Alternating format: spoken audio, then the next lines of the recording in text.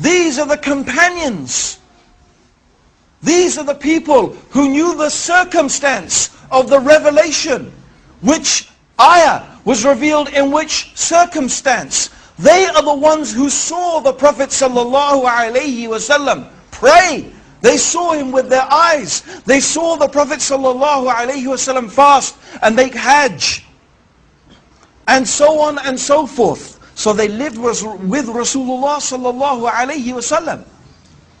They were his companions. They were eyewitnesses to the events.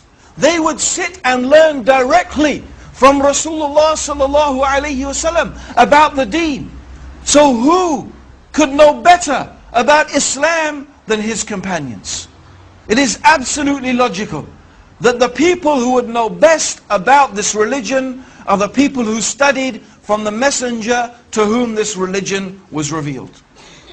This is from aql. This is from logic.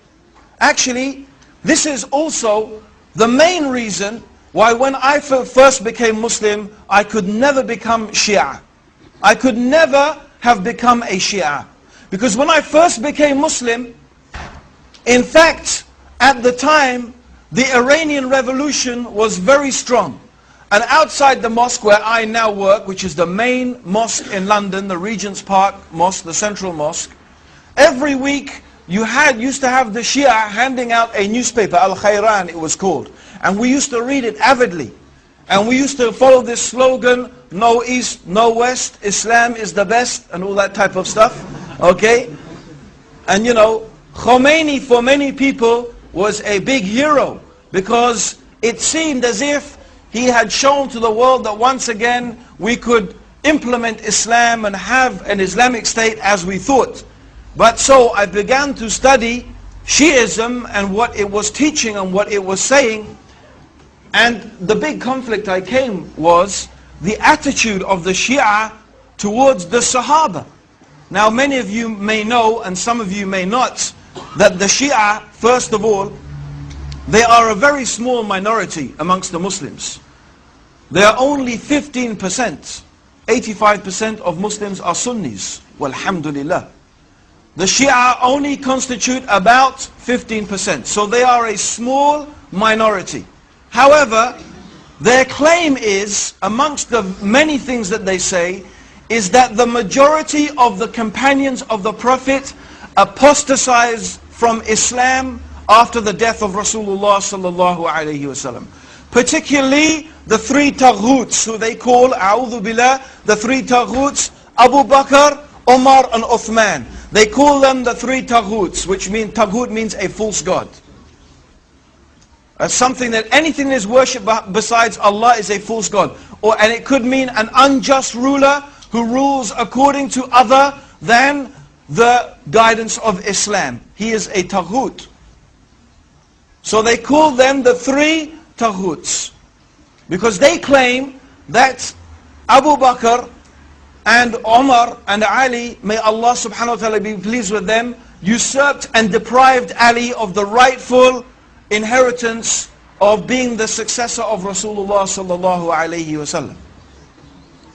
And of course most of the companions agreed with that, so they also claimed that most of the companions apostatized from Islam.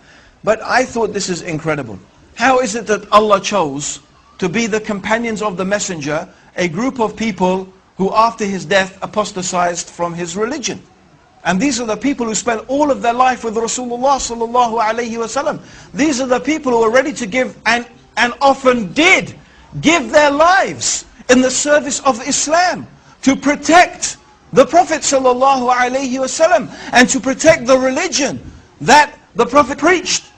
How they sacrificed their money and their time and everything for the cause of Allah and His religion.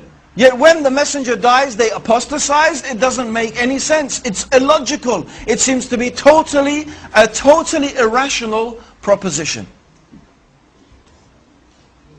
Rather, we believe that the companions are the best of all the human beings after the prophets. And the best of the human beings after the prophets is Abu Bakr. And the best after him is Umar. And the best after him, although there's some disagreement, is it Ali or Uthman, or are they the... But it will seem that the stronger evidence shows us that it is Uthman ibn Affan and then Ali. These are the best. And then after that, we don't make a distinction amongst the companions, but generally also the companions themselves are the best of the human beings after the messengers. This is the status of the Sahaba with us.